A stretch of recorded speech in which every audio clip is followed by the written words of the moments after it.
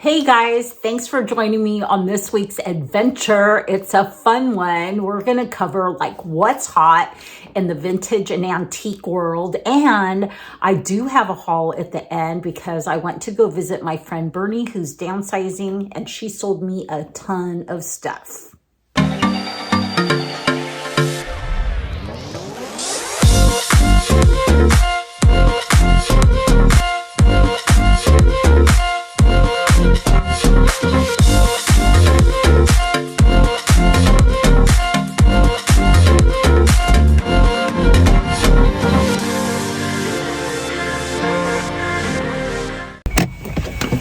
Hey, good morning, guys.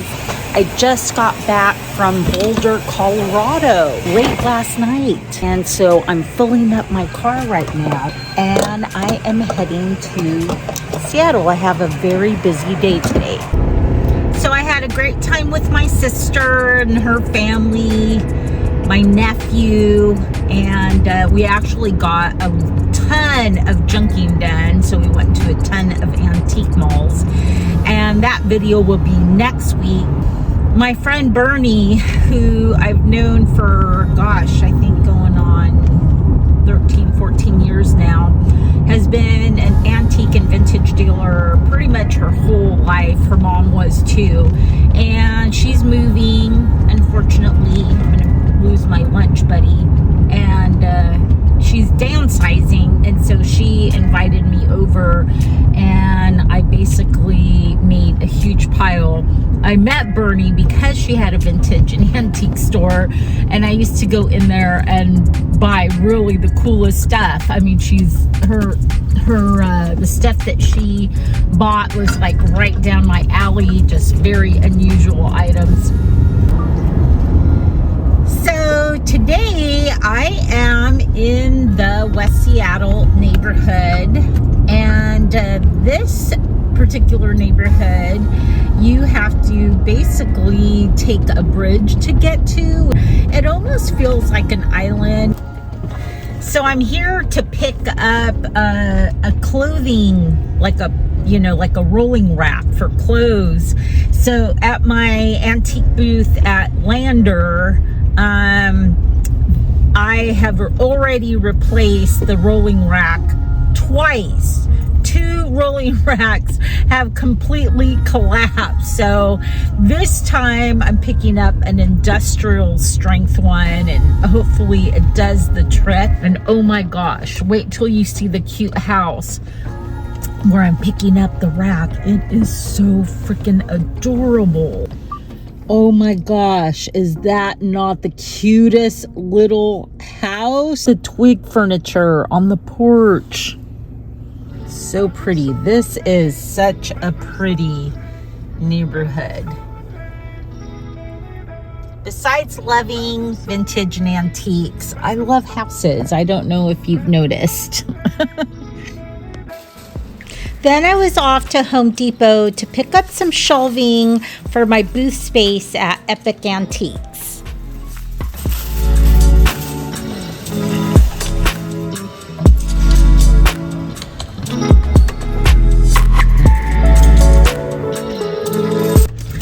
So I got my bagel, I got my mocha, and afterwards I'm gonna go into Epic Antiques and I'm gonna build myself a couple shelves. So I always believe in maximizing your booth space because that's what you're paying for. Up, down, right?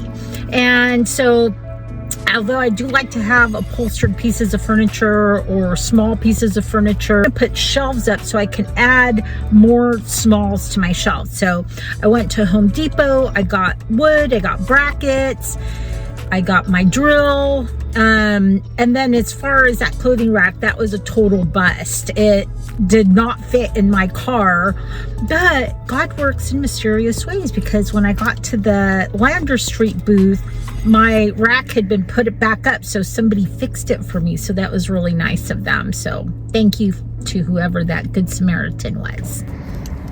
So here's my shelving stuff. I'm gonna bring it all in right now. And I need to rewire this lamp. So I'm not into projects, but it has to be done. So I'm gonna have to learn how to do a little bit of electrical.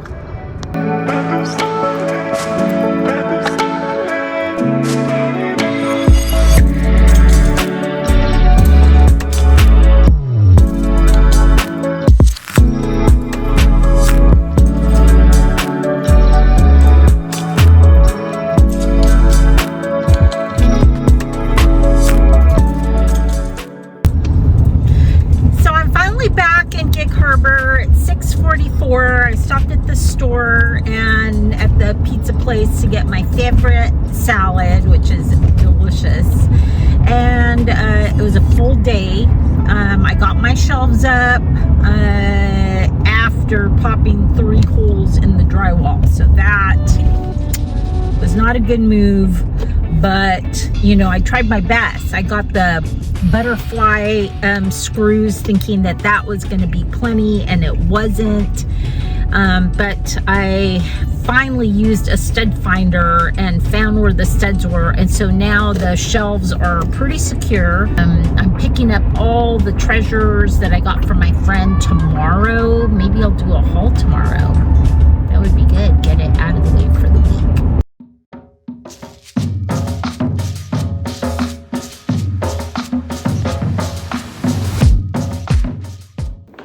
Hey, welcome to this week's video. For those of you that are returning, well, hello.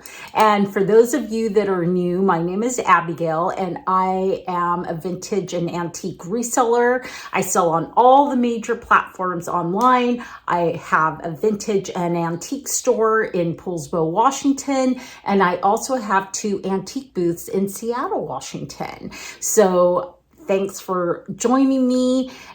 Make sure you follow me on Instagram because a lot of times I post stuff on there that never even makes it on the video.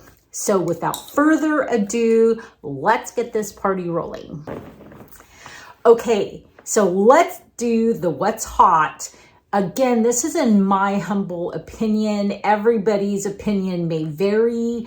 The area where you're at may vary. It may vary on your town even, and really what's available for picking, depending on where you live. But for me, these are kind of tried and true items that I know that when I see them in the wild, that I'm going to pick them up and they are going to sell. And so just to let you know, like my store in Poulsbo, Washington, I have the luxury of, surely because of the size, of dividing it up into kind of different genres, different themes. So I have one section that's kind of a mid-century, modern, contemporary look. And I have another section that's very, very boho. And then a third area that is more kind of more traditional, more romantic, more cottage core, you know, a tiny bit of farmhouse. And so that's why I really am always looking for a variety of things. In my booths in Seattle, my booth at Lander Street Vintage is really more Americana, industrial, kind of traditional antiques. And then my other booth at Epic Antiques is very boho. Boho all the way. So for me, mentally, that's an easier way for me to shop and curate. And everybody may be different. You may be really into doing a theme booth or space, or you like the flea market style. And there's nothing wrong with that either, because I have a couple neighbors who do fantastically well. So one of the items that's super hot right now are decoys. You can still find them in the wild at garage sales, at estate sales. I've even bought a couple at antique malls in like smaller towns that I know still had some margin for markup. If you watch my channel for any amount of time, you know I'm always on the lookout for wood boxes. I don't know what it is. I know I love wood boxes, but they are hot Sellers, and I picked them up for 50 cents, $1, $2. I think the most I ever pay for a wood box is like $5. Even in this day and age, linens are hot. So people love linens, they love doilies, they love tablecloths, they love runners. The way that we have ours displayed in the store is on a rolling rack, and so they are all hung up. And then at the bottom, it's got like a little shelf, and then we have smaller items there. And then we also have like a little wicker basket. This may surprise you, but we do really well with like unusual coasters and napkin rings. So I know that kind of blows people away, but even though people don't have like a fussy way of setting a table, and you're not using like extensive dining ware sets, of porcelain and extensive silver place settings, napkin rings surprisingly are still selling, and they're also very easy to find. You can go to almost any thrift store and find them for $1 or a couple dollars. And then coasters are also really easy to find. And so we tend to retail our napkin rings for like $15 and coasters for about the same price. If you ever come across vintage pencil sharpeners, and if you go to garage sales and estate sales, I know you will, pick them up. So vintage pencil sharpeners are still hot. It's not like I see one every single day of the week, but on fairly often, especially during garage sale season, I can pick them up, and they are great sellers. We typically will mark ours anywhere between $30 and $45, depending on the condition and the age. And they are also really hot sellers online. Let's talk about art. So I hate to say this, but one of the knots is art that has any kind of like Victorian ladies, Victorian men, Victorian children. I personally have art that contains that subject matter, but I've noticed that when I've bought it for the store, it just doesn't sell. What does sell is landscapes, mountain and water scenes, sailing ships, florals, what else? Mid-century modern. So those are the ones that are very popular.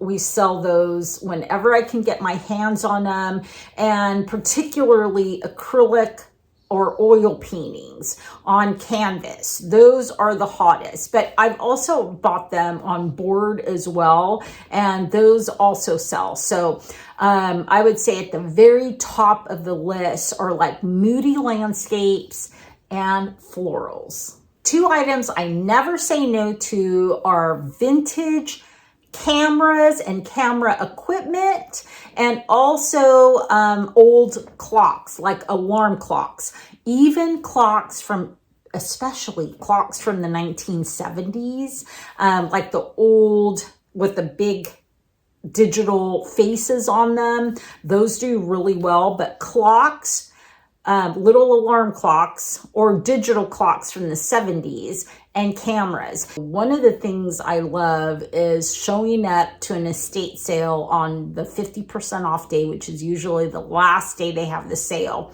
and seeing tables full of earthenware, stoneware. And those pieces are usually one of a kind, hand thrown, probably by an amateur. A lot of times they're signed on the bottom, and most antique dealers really don't want them. So I pick them up super, super cheap. And I am telling you, I can't keep them in stock. I can't buy enough of them.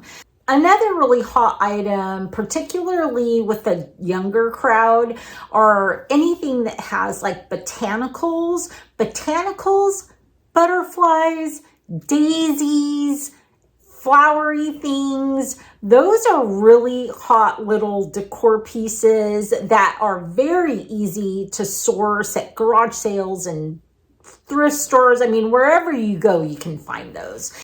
So another super hot item is copper. Anything copper right now is really hot. So I have started to keep my eyes out for copper because I can't keep it in stock. It's hot with the older crowd. It's hot with the newer crowd. So silver is out. Copper is in. The other item is brass, anything brass. Brass animals, brass planters, brass vases, brass bowls, brass. It's super hot, continues to be hot. I'm always on the lookout. Brass candlesticks, super popular. And this is at my booth, online, wherever. Brass is hot. So this would not be a complete list unless I mention that whenever possible, pick up anything that's rattan, cane, wicker, any kind of natural textured material, woven grasses, small, medium, or large. They are super popular and they're also really great display pieces within your booth or your space. So I hope that was helpful to you. I would love to hear from you, like what has been a hot seller in your area and whether you sell online or have a booth. I'd love to hear that.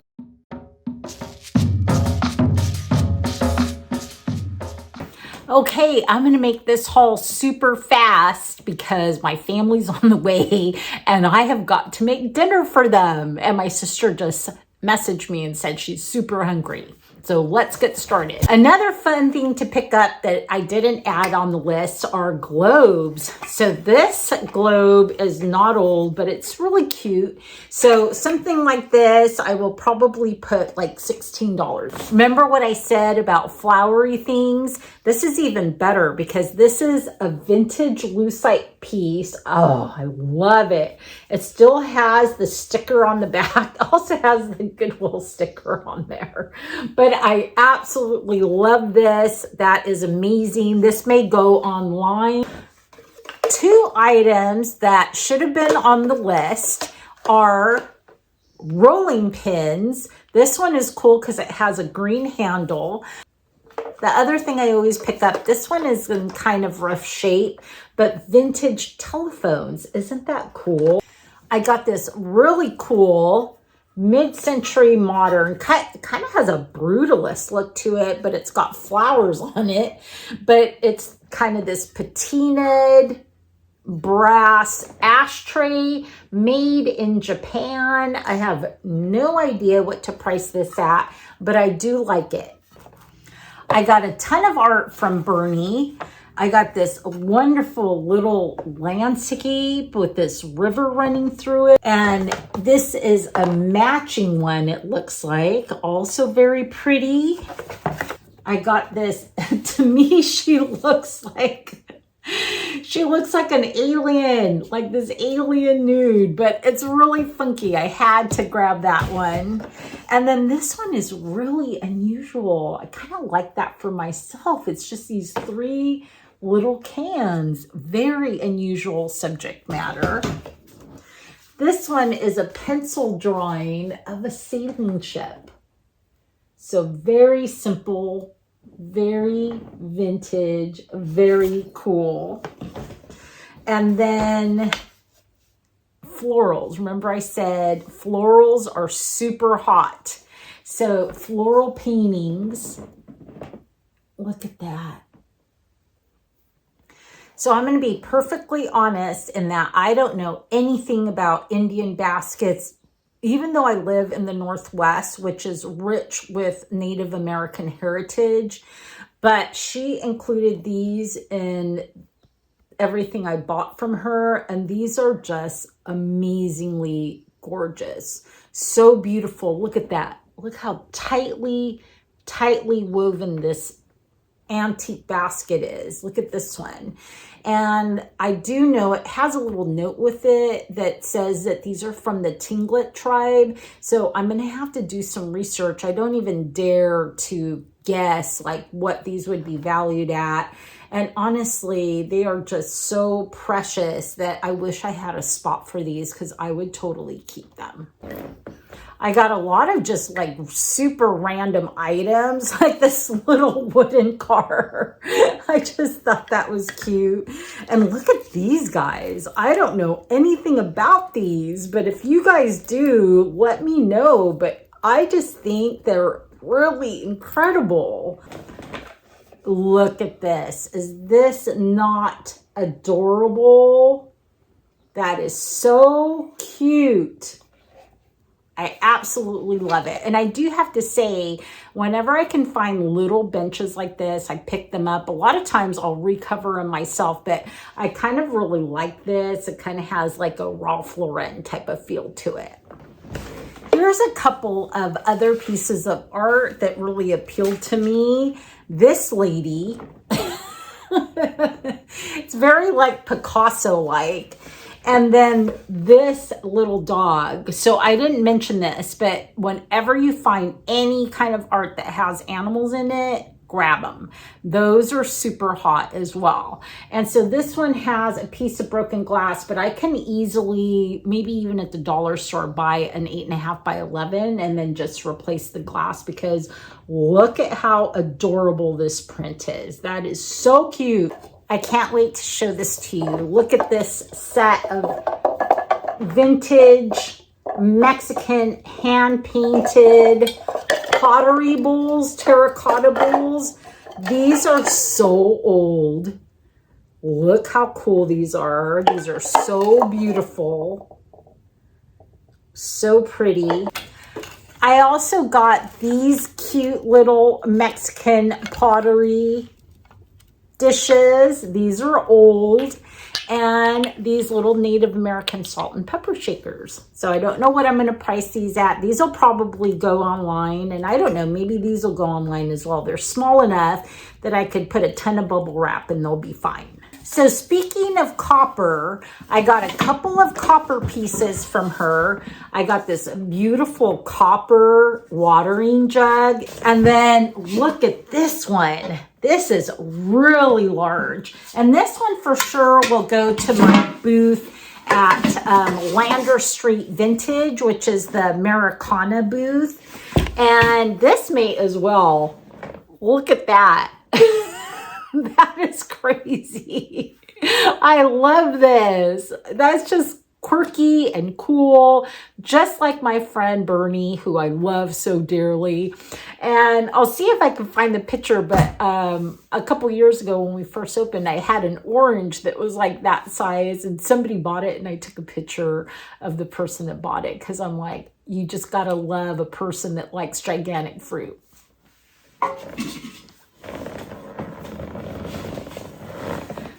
Got a couple of old books that are in this like marbleized paper with leather backings.